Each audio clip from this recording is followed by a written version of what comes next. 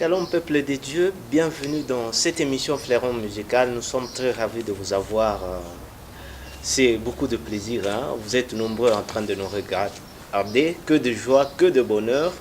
Vous pouvez déjà passer le message que Fleuron Musical a donc commencé. Merci à la grande équipe qui nous accompagne à l'instant pour ce énième numéro de Fleuron Musical. Cette émission qui se veut vous miroiter les œuvres des chantres de l'Éternel d'ici en République démocratique du Congo. Aujourd'hui, nous sommes bien sûr à Lubumbashi et nous rencontrons un chantre de l'Éternel qui a fait quand même la pluie et le beau temps dans la musique chrétienne congolaise.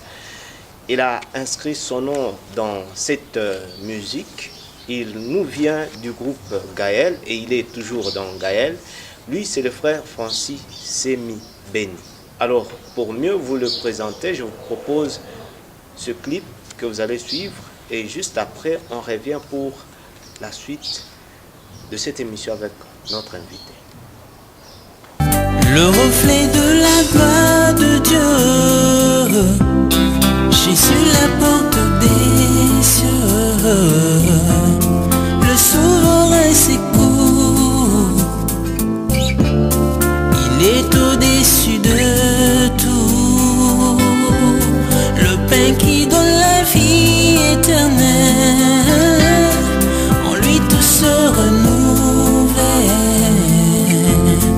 Il est vainqueur de mes détresses, aux profondeurs de la sagesse,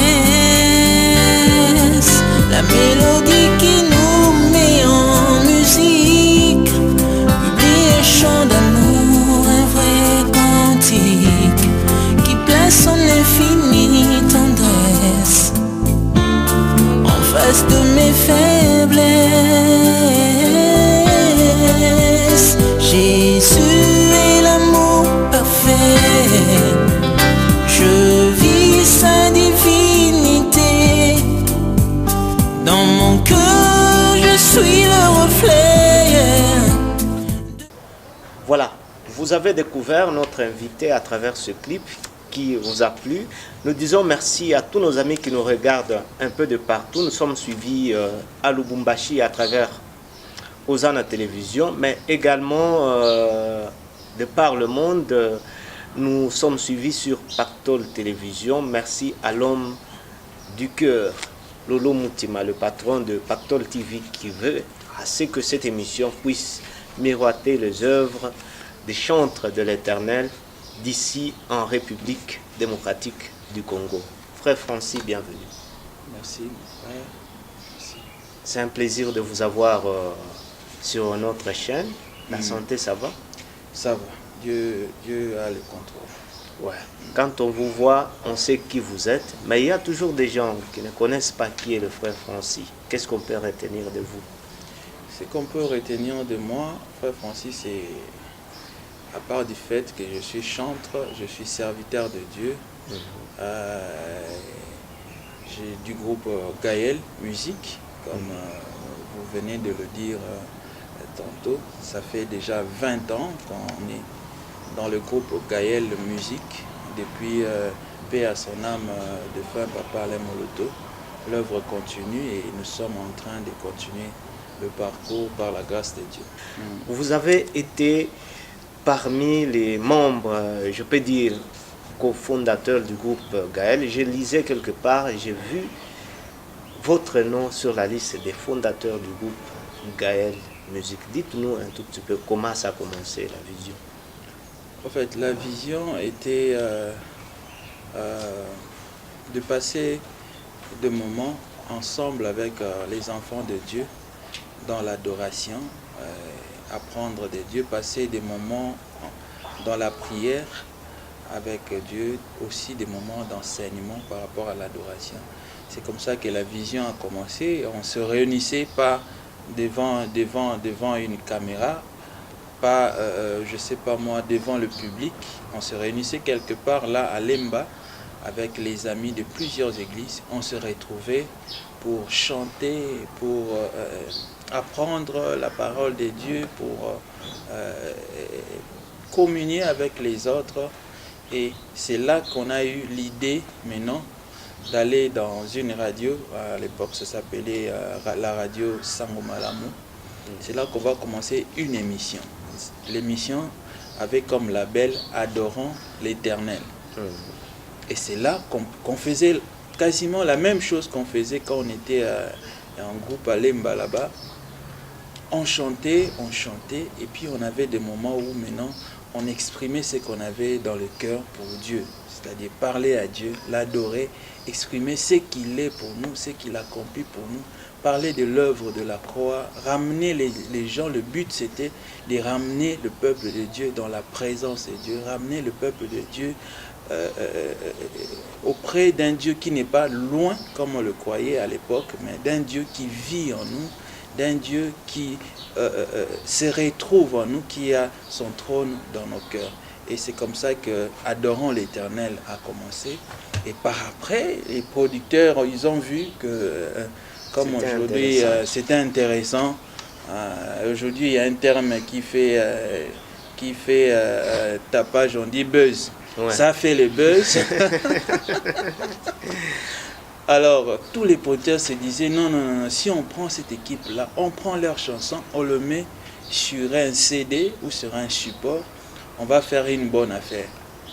Ils sont venus voir Papa Alain n'était pas du tout d'accord. Lui, dans sa vision, en fait, il se disait, si on entrait dans le studio, on va enregistrer le CD, les cassettes, et puis on va distribuer comme ça, gratuitement dans les églises. C'était une très bonne idée, mais l'œuvre grandissait tellement qu'on ne pouvait pas aller dans le monde entier pour distribuer les CD comme ça. Il fallait des moyens pour ça. Comme on dit, l'évangile, il est gratuit, mais l'évangélisation, ça demande de moyens. Pour venir ici au Katanga, j'ai payé un billet, n'est-ce pas?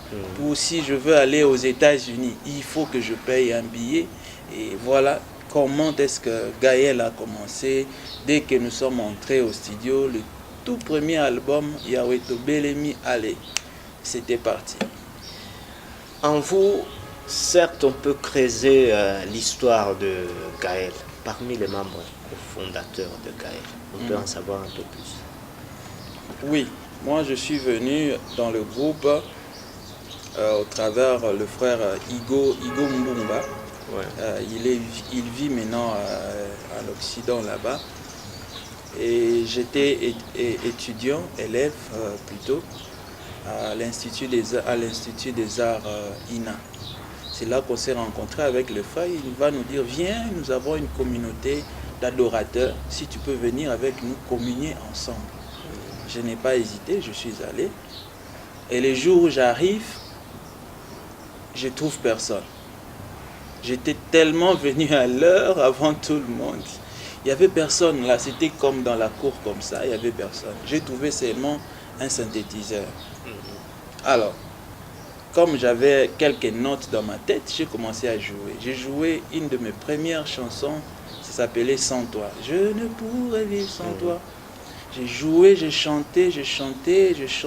Dieu a des surprises toujours agréables. Or, il y avait Papa Alain à l'intérieur de la maison qui m'écoutait avec le frère Franck. Ils étaient en train de manger.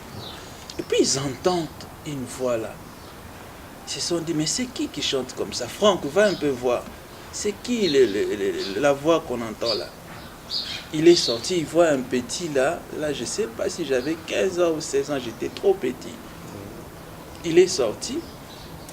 Puis il m'a vu jouer, il restait. Quand je l'ai vu, j'ai eu un peu peur. Je me suis resté. Il a dit, non, petit, continue de jouer. Je joue. Et à un certain moment, il me dit, arrête un peu. J'arrête. Il me pose la question. La chanson ici, c'est la chanson de qui? Vous savez, les chrétiens, quand on reçoit Jésus-Christ, on a une certaine humilité là, de trop. J'ai dit non, ce n'est pas ma chanson, c'est la chanson du Saint-Esprit. Et puis il s'est mis à se moquer de moi, il a dit petit.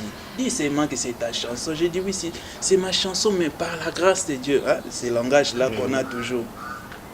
Puis il m'a dit, mais c'est une belle chanson, chante encore. Je chante le refrain, lui aussi, il a mis sa voix. Oh, c'était super. Papa Alain n'a pas pu se retenir là où il était, il est sorti. Il dit, oh, quand il me voit, oh, mais c'est un enfant. Franck dit, papa Alain, tu n'as pas idée. Lui aussi a commencé à chanter. Bref, on chantait. Et après, ils vont me dire directement, aujourd'hui, on va se réunir en communauté des adorateurs, mais tu viens un autre jour où on se réunit en équipe mobile comme ça. Tu viens comme ça, on va. Voilà comment j'ai chuté, j'ai même sauté sans faire je ne sais pas moi quoi. Et directement, je suis entré dans le groupe Adorant l'Éternel par la grâce de Dieu à cause simplement de la ponctualité. Vous voyez comment des petites choses qu'on néglige comme ça peuvent nous ouvrir des grandes portes. Et c'est comme ça, même dans ma vie, j'ai adopté cela. Quand on me dit 9h, c'est 9h. Quand on me dit 10h et que je suis en retard, je suis mal à l'aise. J'ai comme l'impression qu'on va m'arracher le bras. Et c'est comme ça qu'on grandit avec Dieu, avec certains principes qui font que nous puissions, par la grâce de Dieu, demeurer jusqu'aujourd'hui. Gaël a fait certains parcours. Il y avait des Franck Moulaja à l'époque. Et juste après, il y a eu Écho d'adoration. Mais on a senti que vous avez demeuré toujours ensemble. Oui. Alors que, comme on le sait, quand quelqu'un quitte un groupe, il va fonder un autre groupe. Il y a toujours eu des problèmes. Des fois, on ne se parle pas, tout ça. Oui. Mais vous avez demeuré ensemble, même aujourd'hui. Quand vous célébrez vos 20 ans, j'ai vu, quand même, il y a toujours Écho d'adoration. Oui, ils sont là. On ne sait pas c'est quoi. Non, mais ce qu'il faut retenir d'abord, comme je vous ai dit au départ, Gaël, ce n'était pas un orchestre. Ce n'était pas un groupe de musique, c'était une famille qui s'est rencontrée pour adorer Dieu. Et cette familiarité-là, nous les gardons jusqu'aujourd'hui. Tout celui qui passe par Gaël, même vous là qui êtes souvent avec nous, quand nous sommes là, vous ne manquez pas, vous voulez nous soutenir, vous êtes Gaël dorénavant.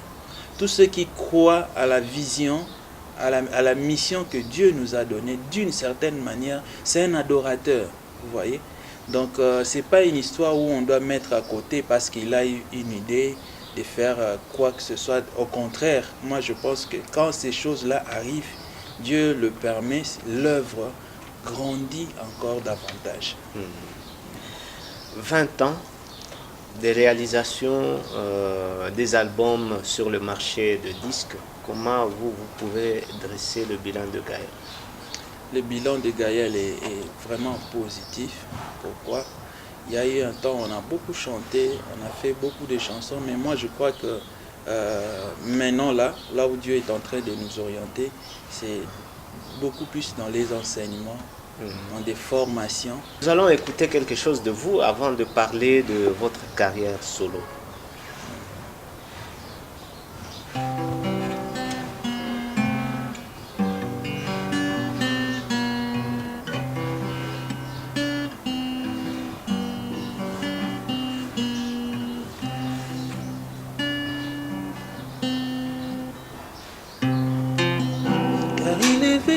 Combler mon cœur de la joie qui me rend toujours vainqueur. Jésus-Christ consolateur, il a pris sur lui mes douleurs. Oh quel bonheur!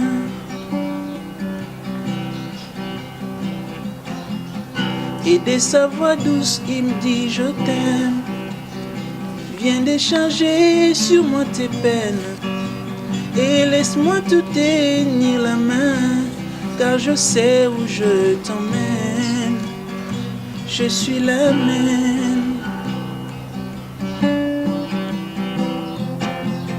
Une bonne nouvelle pour tous les déçus. Il a mieux que tout ce qu'on a perdu, car il n'y a pas que tout ce qu'on a vu. Son trésor n'est pas dépourvu. Et il a tout prévu.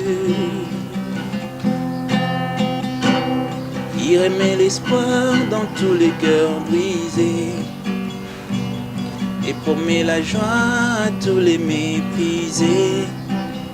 Jésus, il éteint la rage de celui qui dévore, fait passer l'orage et refait le décor. Jésus, le réconfort de tous les rejetés, la gloire de racheter En lui je vis de nouveau, et rien n'est si beau. Même au comble du désespoir, Jésus peut changer ton histoire.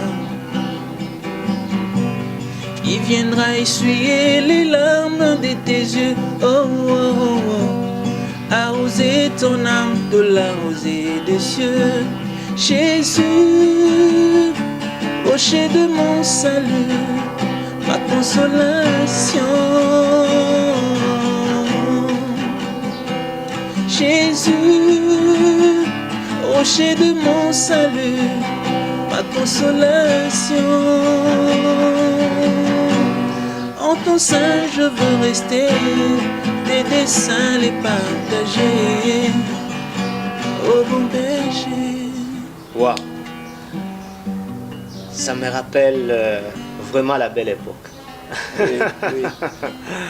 En tout cas, beaucoup de plaisir. Un chant qui a béni tous ces téléspectateurs qui nous regardent à travers le monde. On parle de votre parcours solo, votre carrière solo. Ça se passe comment? Ça évolue comment? Ça évolue comme Dieu le veut, ça évolue comme Dieu nous oriente. Donc à chaque fois, on se dit on veut faire un mouvement, on veut se déplacer. Ça nous attrape toujours. Donc, Et quelque part, vous ne trouvez pas un certain enchevêtrement par rapport au programme? Vous pouvez avoir un programme, Gaël aussi a un programme. non, Comment vous arrivez à gérer tout ça? pas du tout. Maintenant, là, nous avons 20 ans de Gaël. Ça va se faire au mois de juin, par exemple. Vous voyez, ça va prendre 2 mois de plus ou 1 mois de plus pour qu'on puisse se rencontrer ensemble pour faire un travail, pour présenter quelque chose par rapport aux 20 ans de Gaël. Mais en attendant, on fait quoi? On dort? On fait quoi? On s'enferme quelque part? Non, non, nous devons continuer à vivre et à exercer l'œuvre de Dieu à tout moment, à tout temps, partout où nous sommes. Et qu'est-ce qui vous fidélise à Gaël? Ce qui me fidélise à Gaël, c'est Dieu. Ce qui me fidélise à Gaël, c'est la parole de Dieu. C'est tout. Si c'était un autre artiste ou je ne sais pas moi, comme ça se passe en République démocratique du Congo, quelqu'un qui sort comme ça, directement il abandonne là où il a quitté, il ne veut pas entendre les autres, il veut faire ce qui lui passe par la tête. Tout dépend aussi des interprétations que vous donnez par rapport à certains départs.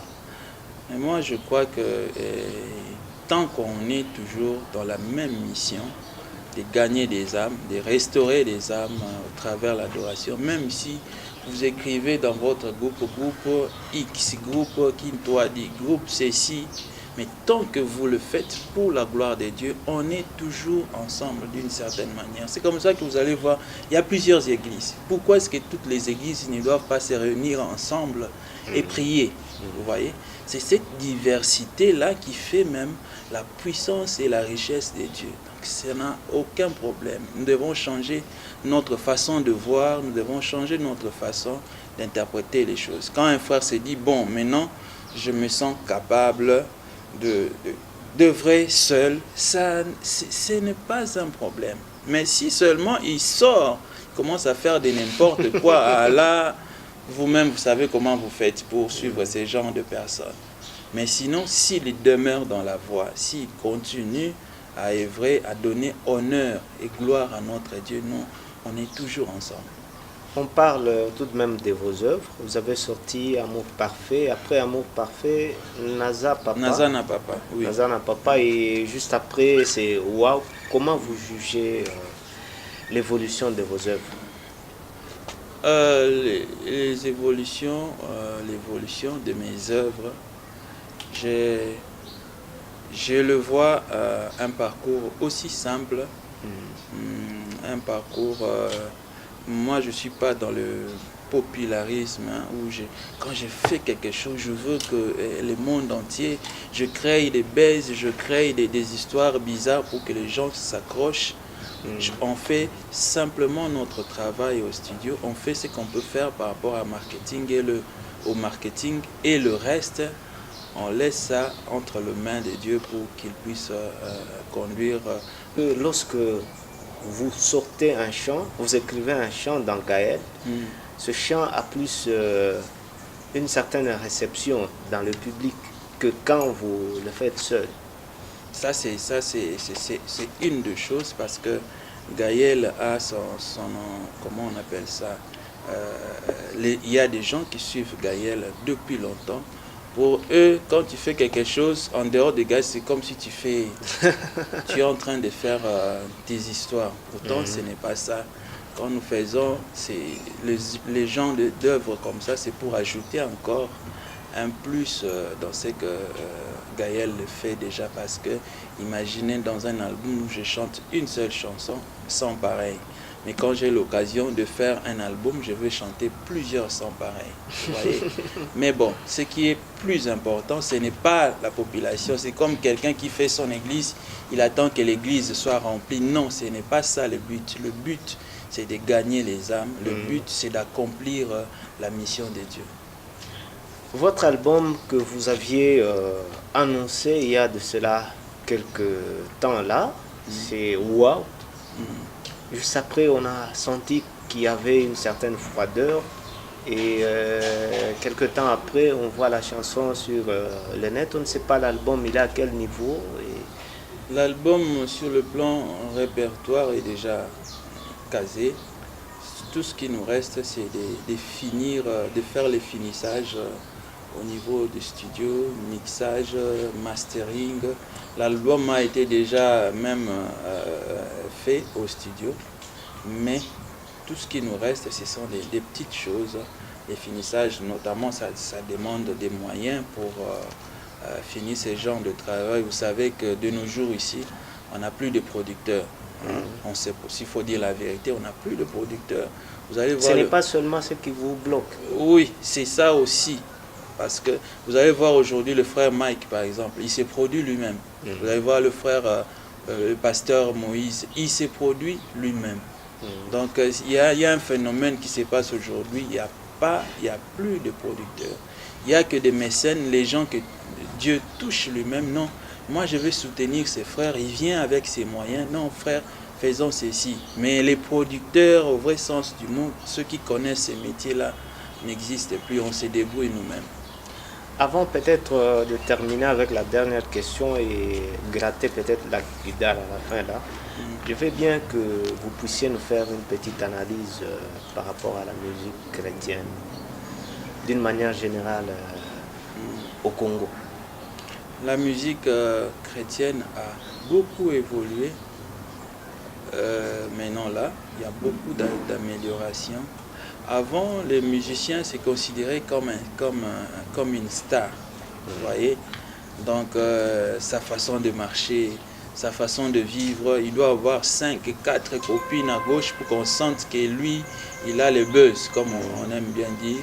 Il faut qu'on sente certaines blagues ou comment. Mais aujourd'hui, quand je fais mon analyse à moi personnelle, je vois que beaucoup d'artistes chrétiens commencent à comprendre maintenant qu'ils sont serviteurs de Dieu.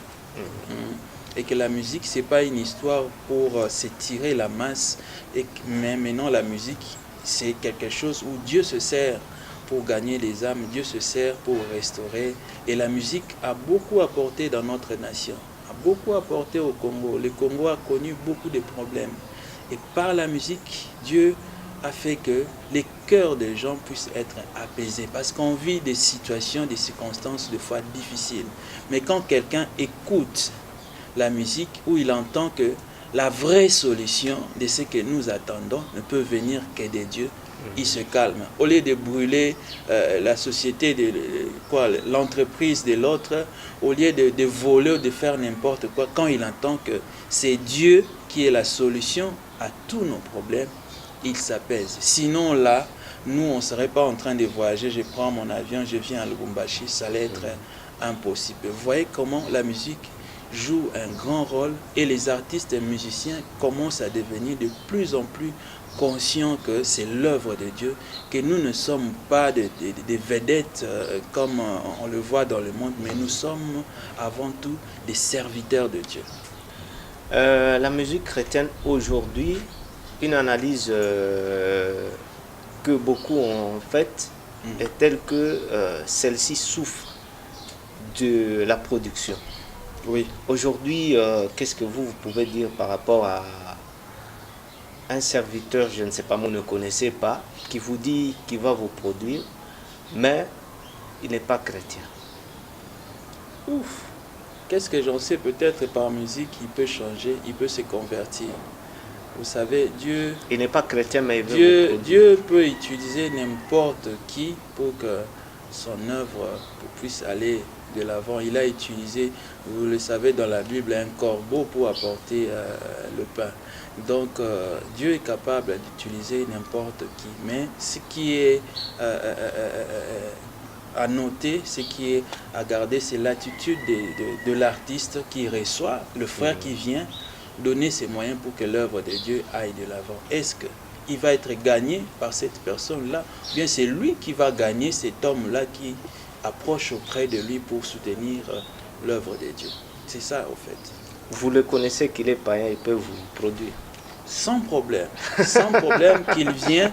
Je sais que mon Dieu là au ciel, qui l'a envoyé, va s'occuper de lui. Wow. Vous allez adresser un dernier message à tous ceux-là qui vous ont suivi à l'instant sur notre chaîne par rapport à votre album qui va venir et par rapport à vos perspectives à venir. Voilà. Nous sommes en train de travailler toujours dans l'œuvre de Dieu. Il y a un projet d'un album qui n'est pas encore sorti. J'appelle ça Wow. Beaucoup de gens me posent la question, mais franchement, ces thèmes-là, Wow, ça veut dire quoi? Wow, c'est juste de l'étonnement. Hein? Quand la manne est tombée sur les enfants d'Israël dans le désert, ils se sont criés Manéou. Manéou qui veut dire simplement qu'est-ce que c'est? C'est aussi un étonnement. Aujourd'hui, les termes varient. Aujourd'hui, les termes ne sont plus les mêmes. Je ne peux pas m'étonner quand je vous vois, mon frère journaliste, vous apparaissez comme ça. J'ai dit, Manéou, vous allez me prendre pour un fou, pour dire que mais ça, c'est encore quel mot où vous allez chercher ça dans les dictionnaires ou le formuler sous forme comme on le fait aujourd'hui. Il a dit tel mot là, on cherche à diaboliser ça. Mais c'est juste une façon de s'étonner par rapport aux merveilles que Dieu fait, par rapport aux choses que Dieu réalise, par rapport à la façon dont Dieu nous surprend.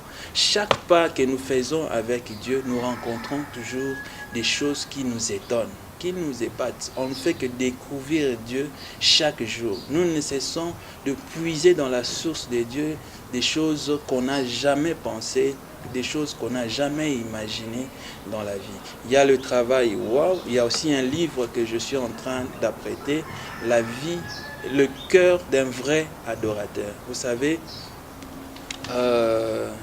comme je venais de le dire, que nous avons maintenant ce fardeau-là de former, d'enseigner le peuple de Dieu. Ce qui résume cette histoire d'adoration et tout ça, c'est l'amour que nous avons dans notre cœur. L'amour envers Dieu, mais aussi l'amour envers le prochain. Vous ne pouvez pas prétendre que vous aimez Dieu au moment où vous n'aimez pas votre prochain. Et s'il y a un combat que le diable est en train de mener aujourd'hui, c'est de détruire, c'est de réduire l'amour dans le cœur des enfants de Dieu, parce qu'il sait que quand Dieu nous regarde là, il regarde le cœur, et c'est par le cœur que Dieu va nous juger.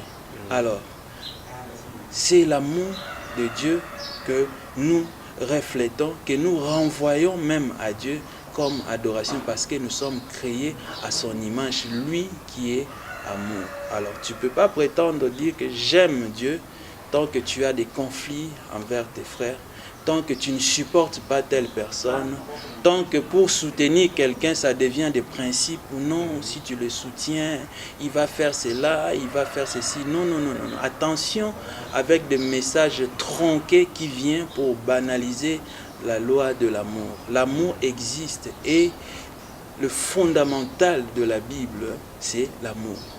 Wow. Le fondement de la Bible, c'est l'amour. En tout cas, super. C'était un plaisir, très cher téléspectateurs, d'avoir passé des bons moments avec le frère Francis Semi, de passage ici chez nous à Lubumbashi. Il va terminer cette émission de la plus belle des façons en grattant sa guitare. Nous disons merci à monsieur Lolo Moutima, le patron de Pactol TV. Merci également à vous qui nous avez suivis sur Hosanna Télévision. Merci frère Francis. Merci.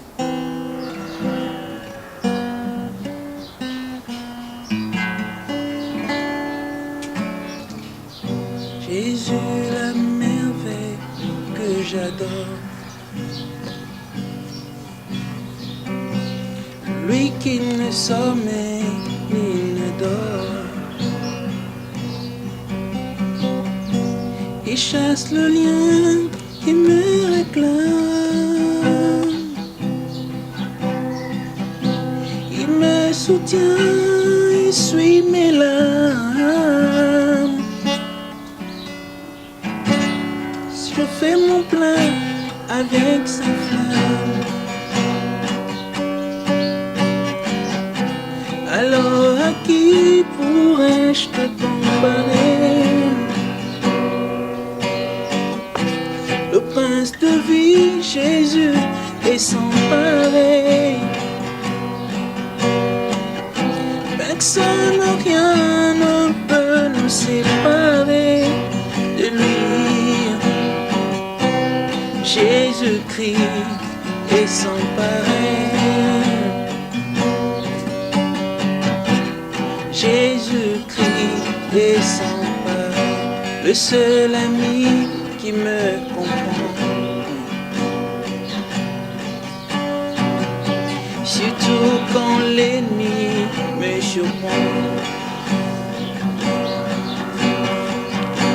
Le seul qui peut me dire je t'aime. Quand près de moi on crie blasphème. Sa parole me renferme. Sa parole me renferme. Sa parole. Alors à qui pourrais-je te comparer? Le prince de vie, Jésus, est sans pareil. Personne et rien ne peut nous séparer de lui. Jésus-Christ est sans pareil. Jésus-Christ est sans pareil. Jésus-Christ est sans pareil. Oh, oh, oh. Jésus-Christ est sans pareil.